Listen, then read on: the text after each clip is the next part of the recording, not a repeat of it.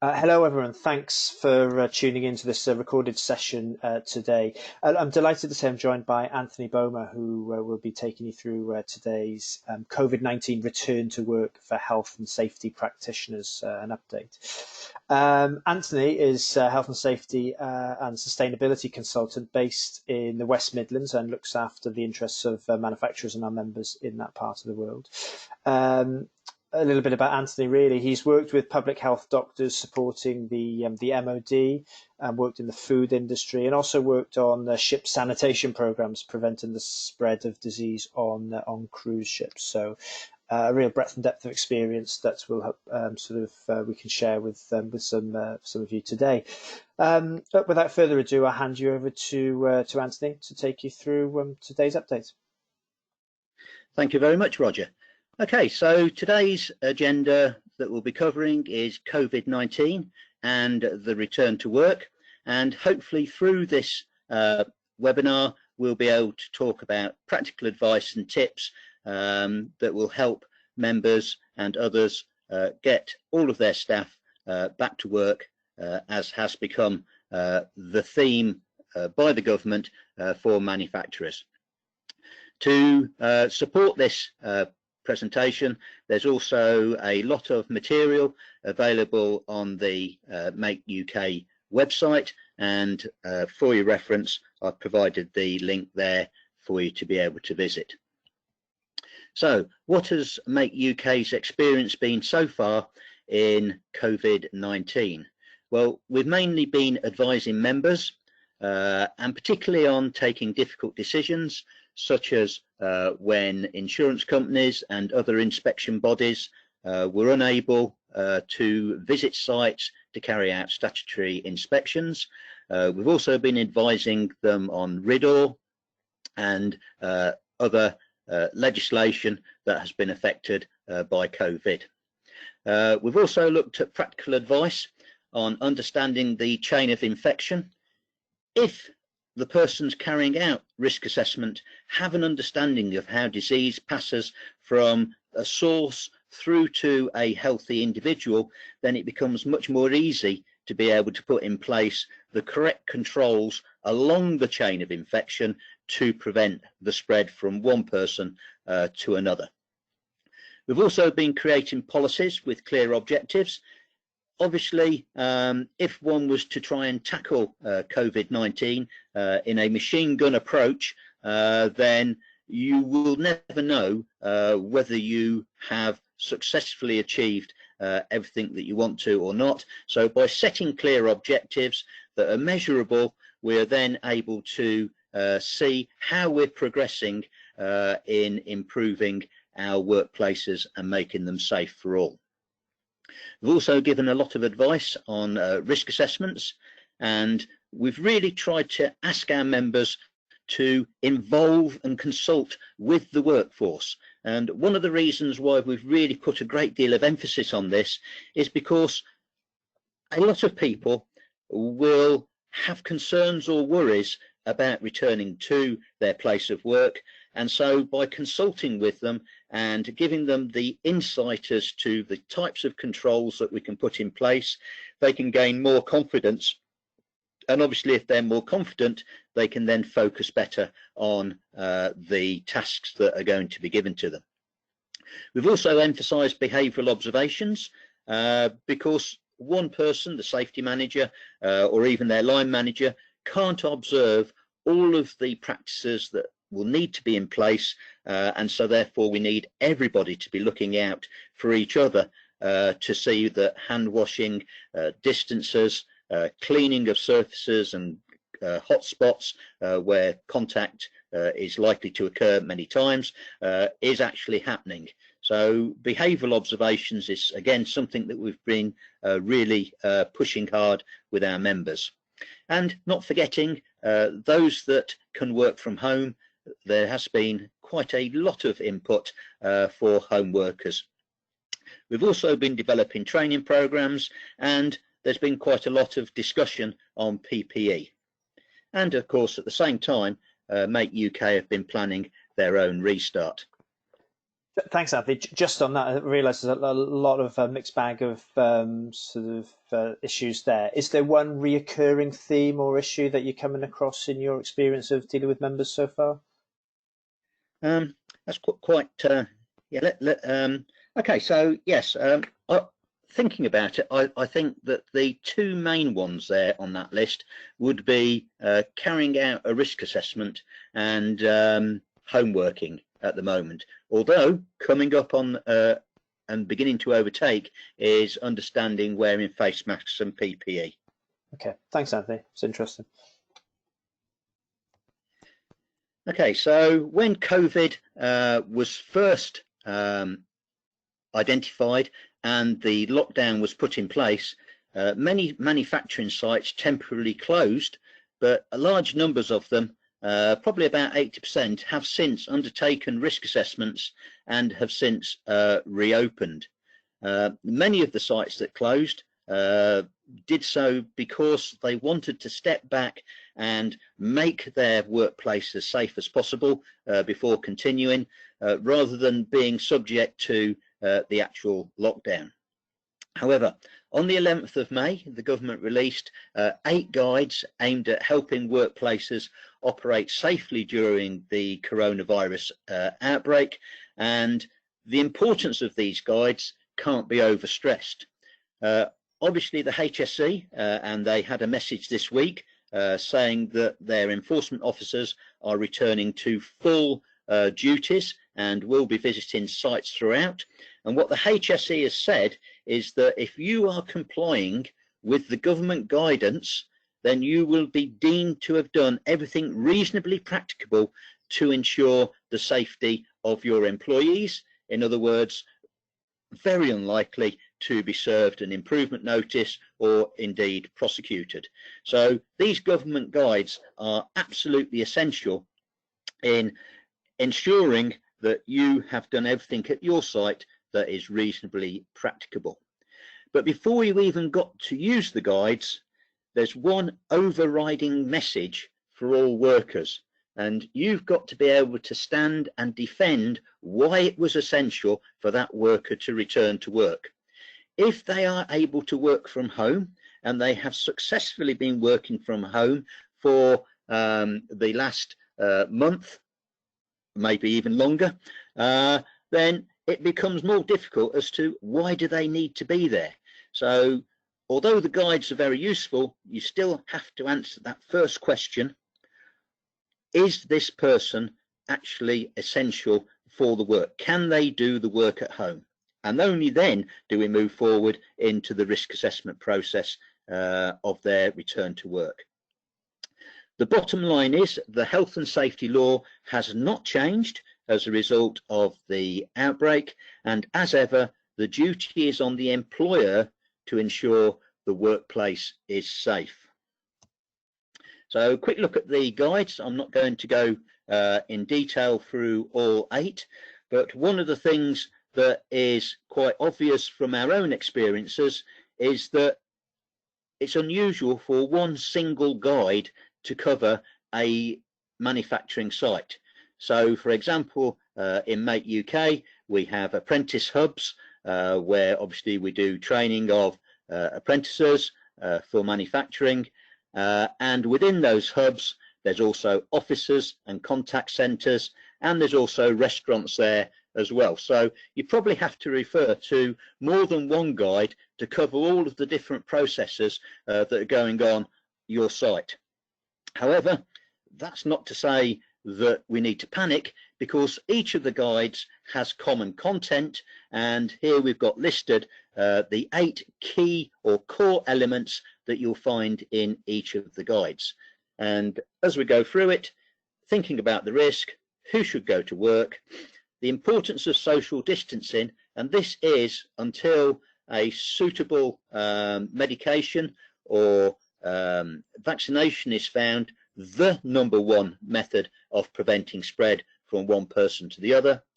We then need to be looking at managing the people that come to our site, and this can be a very complex area because some visitors and contractors will be going to multiple sites. Certainly within the London area, they could be travelling by public transport between sites. So managing the people that come to your site is going to be quite a challenge. Cleaning the workplace will obviously be using sanitizers, and so cost therefore comes into play, as personal protective equipment. Now, the most important thing to take on board with the personal protective equipment is that it is at the bottom of the hierarchy of control. It's always been there at the bottom, and it stays at the bottom for this outbreak. It is the control of last resort, and that has to be bared in mind at all times. We also have to look at how we're going to manage, and of course we could be bringing in contaminated goods, or in fact dispatching contaminated goods to our clients, so there needs to be control within that area. So if we look at workforce management, and the key message that we've been putting forward is that we need to develop a culture of confidence. And what I mean by a culture of confidence, it's all right to do a risk assessment, but it needs to be a risk assessment that will actually help those people who are returning from work to work for the first time to have the confidence that the controls are going to be effective. So there probably need to be two risk assessments: a helicopter view risk assessment that can be used by management across the site so that you can see the bigger picture, and then most importantly specific risk assessments that really focus in on one area of work and the type of activity within that area. So for example, if we're looking at the reception and people coming in, actually have the risk assessment for that area, how the controls of 2 meters is going to be achieved with relation to positioning of chairs and desks, how the receptionist is going to be screened so that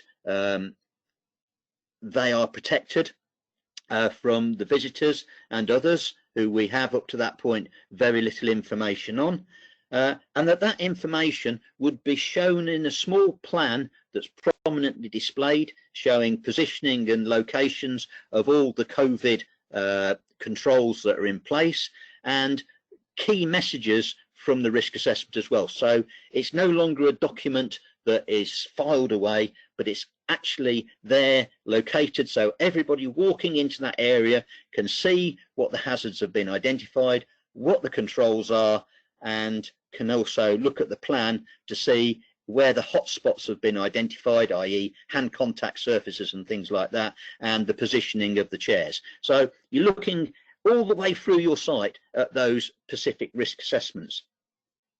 So for you to be able to achieve that level of competence and control, the people doing the risk assessment will obviously need to develop a good understanding of how to do risk assessments, and they've got to be written in a manner that the people who that risk assessment affects can readily understand. So there may even be the need to use pictograms and other illustrations to get key points over within that area. Also within competence, we have to think of all the team members, and they will need to develop new skills. So yes, we can all wash our hands, but can we all wash our hands the correct way, following the 7 steps in the correct sequence? So people will need to learn these skills, and whilst they may seem very basic, they need to be taught. So because we are responsible for people on our site, we need to show that we are doing everything reasonably practicable to make sure that they're protected.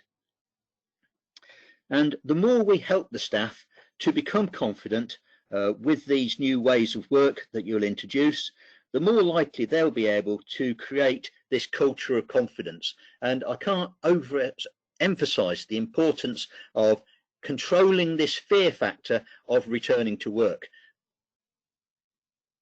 We'd also need to look at awareness, and by awareness I mean not just awareness of what's going on externally with advice from the government and others, but awareness of one's own actions and others around you. We're not looking here really for spying on each other, but developing a culture of looking out for each other, caring about your fellow worker, and being able to communicate that concern to each other. And obviously, when that concern is communicated, the individual taking it in the spirit that it's intended, that this person cares about me and they've seen that I've failed to maintain a control and that they're trying to protect me by bringing this to my attention. So this awareness is hugely important. Okay, so other parts are regular communication. And again, this isn't a one-off where we give people a quick induction of our COVID controls and then that's it, crack on with work. This is something that we need to set up, maybe morning meetings, regular emails, changes of posters around to help promote key hazards. But communication is absolutely vital within this particular outbreak control. And then finally, enforcement. And I don't mean enforcement by the HSC or local authority, but enforcement within the organisation to make sure that all the controls are there. So, and are being operated. And the reason why you need this consultation, this worker involvement, these behavioural observations, is because virtually all of the controls heavily rely on human factors. And so we're looking at developing a culture where people want to do the right thing rather than it will be done this way because we tell you to. Okay, so if we have a look at risk assessments and think about them, we can see here that we've got basically the HSE's 5 steps to risk assessment. I'll quickly flip round. So we've got identifying the hazards. So in this instance, we'll be looking at contact with objects, contact with people, consumption of food and drink, and how it can be protected from contamination. We'd look at who could be harmed. So we've got employees, visitors, and vulnerable persons. So the vulnerable persons may not be necessarily just work colleagues, but they may actually be the parents, grandparents, wife of the employees, and we have to take that into account within our risk assessment. We then need to do an evaluation, and I've got a little tool on the next slide that can help you do that. But the key point is, whatever method you use currently in the risk assessment and that you understand, then don't try and reinvent the wheel by developing a whole new risk assessment format for COVID-19.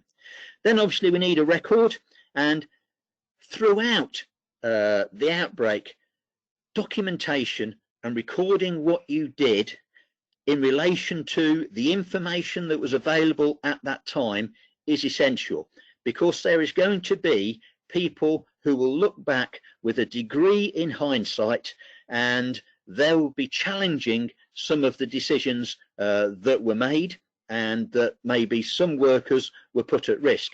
If you don't record and have any documentary evidence of what you have done and how you've done it and why you did it, then it's going to be very difficult to defend those challenges. And then finally, this is a very fast-moving situation where nobody can truly predict what is going to happen, whether there'll be a second peak or whether in fact the virus is just going to peter out on its own accord. At this point, nobody can be sure.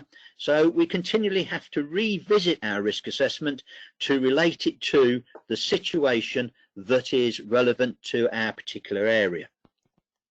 Whoops. Thanks, Anthony. Just as a question there on risk assessments, while it's up on the slide, really.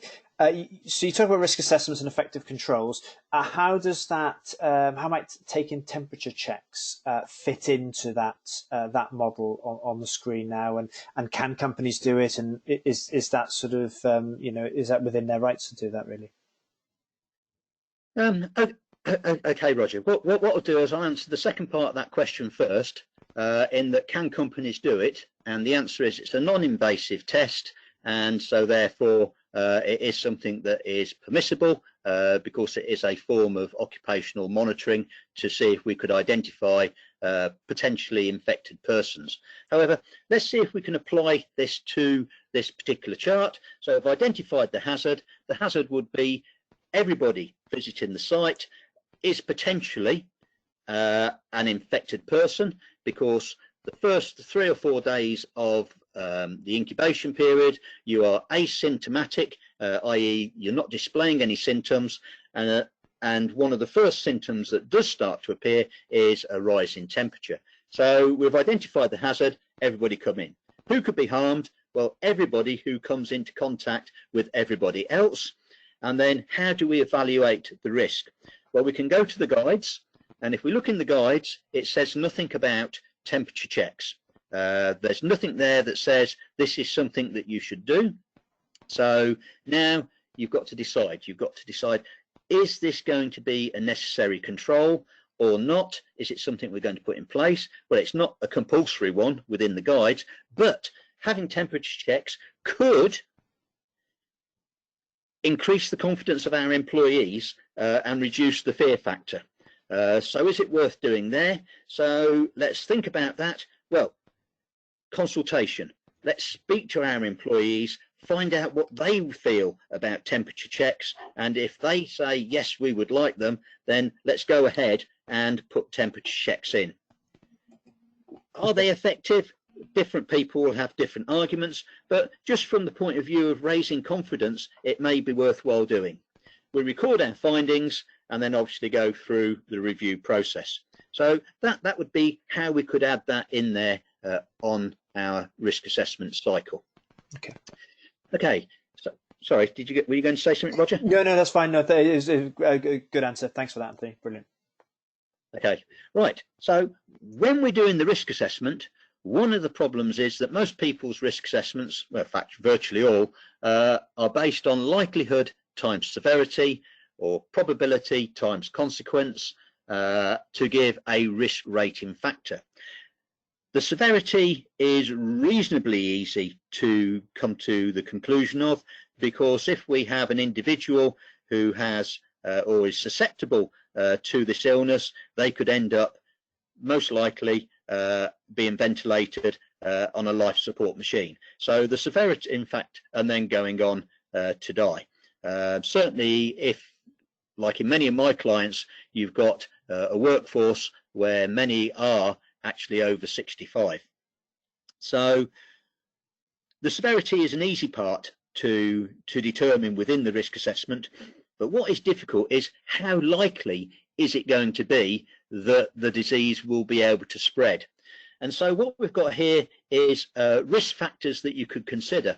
So you keep the scoring system that you've always used, but in determining the likelihood, you look at these 4 columns and make a determination as to the significance of the types of controls you put in place. So in the first column, we've got controls, and obviously 1 is of the highest standard, 3 is of the lowest, and 1 would be controls are strong and they don't solely rely on administrative and PPE controls, through to 3 where PPE is the only effective control. That would then score 1 to 3 down that column. Frequency of interactions, so some would be continuous, others very infrequent and for short periods. Whether distances can be enforced by the infrastructure or whether it relies on people gauging what 2 meters is, and then the duration. So each column would be individually scored. So you could have a maximum in all cases of 3, 3, 3, 3. Then you add them all together, and that then gives you your risk level, low, medium or high, and then you equate that back to your own scoring system on the risk assessment form. So it just gives you a way of explaining to any enforcement officer or others how you came to a decision that the likelihood was medium.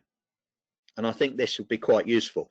You don't have to limit it to just the 4 columns. You could, if you wish, and there was another circumstance or risk factor that you could identify, add a 5th, or if one of these wasn't a column of interest to you, you could remove it either way. So the risk levels apply to the overall area and the activity, and they also need to be displayed prominently in the area. No good be leaving them in a filing system. Thanks, Anthony. Just on that one, I know that from previous conversations we've had that some companies are required to publish these on their website. I think it's companies over 50 employees. Do you think the HSE inspectors are reading those and making sort of judgments on whether to make a visit or not? Okay, so I have worked with the HSE on a number of occasions, and I don't personally feel that would be what they would do. The purpose of displaying, and yes, there is in the guidance that if you have more than 50 employees, your risk assessment should be displayed on your website, is about communication of your risk assessment to your employees. So that's the driving force behind the reason for using the website as a method of communicating to all who may work for you or be visiting your site. Okay, moving on. One of the things that we've recommended to our clients is that they start creating a document library of references that are relevant to their particular business. So anyone that's visited the government website or the NHS or even the HSE will sometimes find that there is so much information on there that you can't find that document that you know is valuable and that you saw last week. So by creating a simple document library, and in the case of the ones that we use in Make, we've got the environmental, the government, HSE, NHS, World Health Organization, and then an archive tab. And what we do is we just, every time somebody finds really useful information that will help in our risk assessments and our return to work, then it goes onto this document so that people can very quickly and easily find it. We've also created a log. So if you were doing, for example, a product recall or any other business continuity failure and you were recovering from it, then you would open up a log. And I feel COVID-19 is something where a log is hugely valuable because it allows you to show the decisions that were being made and the problems that were arising in at the time that they actually occurred, so you can cross-reference to what government advice, etc., was available at the time of those decisions. So again, I feel a log is something that's hugely important to maintain. They can either be kept locally in departmental level, or it can be exclusive for the big corporate decisions that are being made, or you could have both. I've said throughout the importance of worker involvement, and to involve the workers, then it means about frequent and regular communication to all, a very high level of transparency, and this is vitally important, that what we say we do, we actually do. If employees start to pick up that we are doing things differently, and I think there might be an example with the government at the moment and advisors, if there is a discrepancy between what we say and what we do, then there's a loss of confidence and people will start to become, what's the word I'm looking for? Yeah, they'll start to think that some of the controls and some of the effort that they're putting in isn't valued, and there may be a drop-off in their level of performance.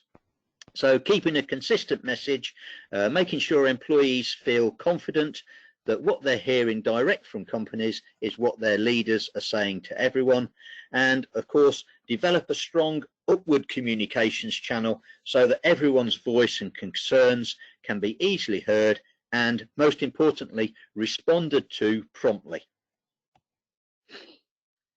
As I said earlier on, nearly all of the controls rely on human factors, so monitoring is going to be hugely important internally, but we also maybe need to think about a COVID-19 champion within the business who will be doing monitoring of all the external sources of information from both the HSC, from government, NHS, World Health Organization, etc., trusted sources, so that we don't get disinformation, and then making sure that the relevant parts of that guidance are passed on to the decision makers within the organisation so that we can stay on top of the situation and continually improve. Internally, the monitoring is going to be best achieved through behavioural safety programs, and companies that have done behavioural observations before, this will be something that will come quite easy to them. If you've never tackled behavioural safety and behavioural safety observations, then please do get in touch and I'll go into much more detail with you about how this can be done. We also need to have management checks in place to ensure that hand washing, social distancing and clearing is being adhered to. Even though we want to encourage workers to be self-monitoring, we also need them to know that management are going to leave the office area and will be doing tours and will be doing checks and will be speaking to them, and that helps with motivation of actually doing the right thing all of the time. Of critical importance, again, as we said, was communication, and so here I've got listed the key elements of the information cycle. I'm not going to go through every element that's there, but we need to use as many different methods as possible to communicate the message. The message needs to be frequently communicated, and most importantly, there needs to be monitoring to confirm that the communication is being properly understood and implemented. So, who should go to work? That was the first question that we asked before we even got to the risk assessment, and it's important to consider who is essential to be on site and to take extra precautions with those that have pre-existing medical conditions, and particularly with controls like social distancing. So we're not necessarily precluding people from going to work with medical conditions. What we're saying is we're going to have to put in enhanced controls to give them additional protection. Some employees may need to self-isolate, and I think we've got this message very clear from the government recently on this track and trace, in that if the track and trace team identify that you have been a close contact, then you will be required to self-isolate for up to 14 days. And I think this is something that you need to be considering carefully within your risk assessment and staffing levels, in that maybe 20 people could suddenly be found to be on self-isolation for 14 days. I think the government's going to really enforce and be strict within this track and trace system, so that people who are not close contacts can enjoy almost normal life, and it's the sacrifice of those who have been identified as a close contact that are allowing people to live a more normal life. So it's an important point to remember here is some employees will have pre-existing conditions, and it's their duty to keep you up to date on their conditions. If they fail to tell you that they have a particular condition, then obviously you are unaware of it and you can't take any special measures or put any special strategies in place to protect them. So it's well worth reminding employees on their return to work of the importance of telling maybe someone in HR or whatever confidential system you have that they may have a condition that makes them a vulnerable person, or indeed that they are carers when not at home of an elderly parents, for example. Okay, so social distancing. Here we've got some examples. So we can see in the picture of the people with the sewing machines that not necessarily has a 2-meter rule been achieved, but they're not facing each other. They're back to back and they're facing forward so that they're not actually breathing. So again, social distancing, 2-meter rule is in the UK. World Health Organization is a 1-meter rule. And I heard teachers today talking about between the teacher and the pupils, they're going to go for 3 meters. You don't have to maintain a 2-meter distance. There are leeway within the guidance. So for example, if 2 people need to work closely together and they work for less than 15 minutes in close proximity to each other, then that isn't deemed to be a significant hazard. But clearly, if we can maintain 2 meters, then that has to be the gold standard. Whether we take the gold standard to the level shown at the canteen there at lunchtime is another matter. My own advice on lunch is that we encourage employees to bring pre-packed meals and that they eat them at their workstation, unless of course there is COSH reasons, control of hazardous substances reasons, for not doing that. Or if we've got a canteen that's preparing food, that the food they prepare is wrapped and delivered to the employee's workstation. Or if we've got a large canteen, we have shift patterns in place so that only small numbers are present at any one time. Personal protective equipment, as I said at the beginning, is becoming one of the more hotter topics because there is huge variation between different governments as to what the advice should be. The key point is that wearing a face mask does not protect you, but it does protect others. So logically, if you take the argument, if we're protecting others, we're also in some way protecting ourselves as well from becoming infected. But the key solution is the social distancing. Face coverings are at the bottom of the hierarchy, and only when all other things have been exhausted are they to be suggested. However, sorry, you going to say something, Roger? I was just about to say, you mentioned PPE is a hot topic, and I think you're right to point that out. Just where do you stand on if an employee wants to wear a face mask? Is it the employer's responsibility to provide that, or the individual? Where does that sort of responsibility lie? Okay, thanks, Roger. The key point here is that the employee wants to wear the safe covering, and that face covering has not been, the need for it has not been identified in the risk assessment, so therefore it is for the employee to provide it. If, however, in our risk assessment we identify the need for the face covering, then it is then the employer's duty to supply that covering. And because we've got our duties of care, then we obviously then need to make sure that the face covering is to a reasonable standard. And what we're looking at maybe as the lowest level would be a surgical mask with 3-ply, but more ideally an FFP2 or P3 mask. But in both those instances, priority is being given on the supply chain to the NHS and care facilities, and so it may be very difficult to get hold of those masks. And if you were to get hold of one, you could be denying frontline workers access to them. So yeah, face coverings are useful. Particularly, I would say one of the things you've got to consider within your risk assessment is how your employees are getting to work.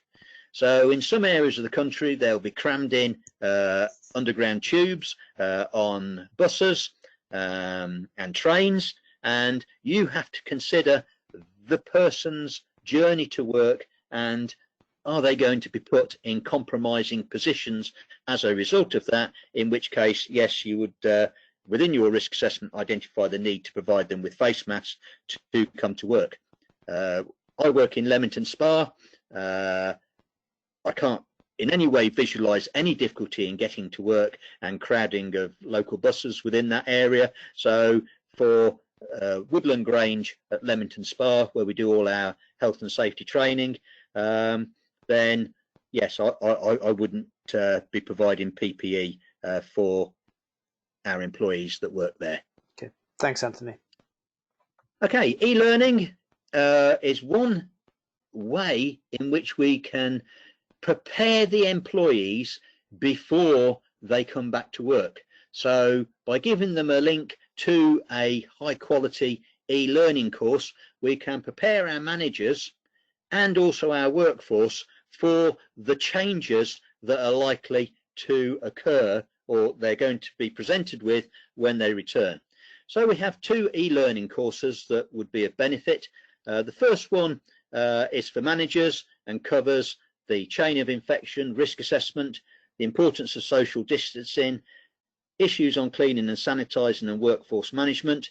And we also, for those that take the course, provide a plethora of policies, risk assessments and access to all of our experts to give advice and support. And we also have a small 20-minute e-learning package for workers, so again they can understand all the rules they're likely to be facing when they return to the workplace. This would be a quick example of what the e-learning package looks like, and you can clearly see straight away that it's a highly interactive type course where it's not just a question of reading what the key messages are, but also inputting information to confirm that you understand the topic fully. We also within Make UK have virtual classrooms, and so all of your training needs relating to health and safety, HR, learning and development, all of these can still be taught. These systems are far better than e-learning packages in that there's a live tutor that is actually present with the groups.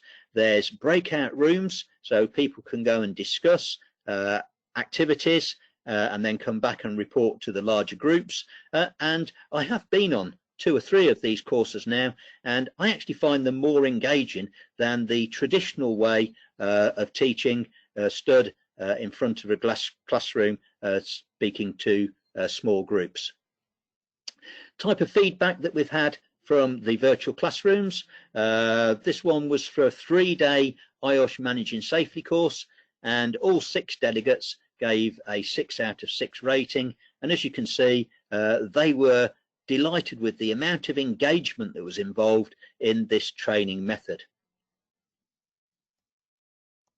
Okay, so keeping up to date with information that's given out by Make UK, we've got both Twitter, LinkedIn and our own website that is continually updating and providing more information.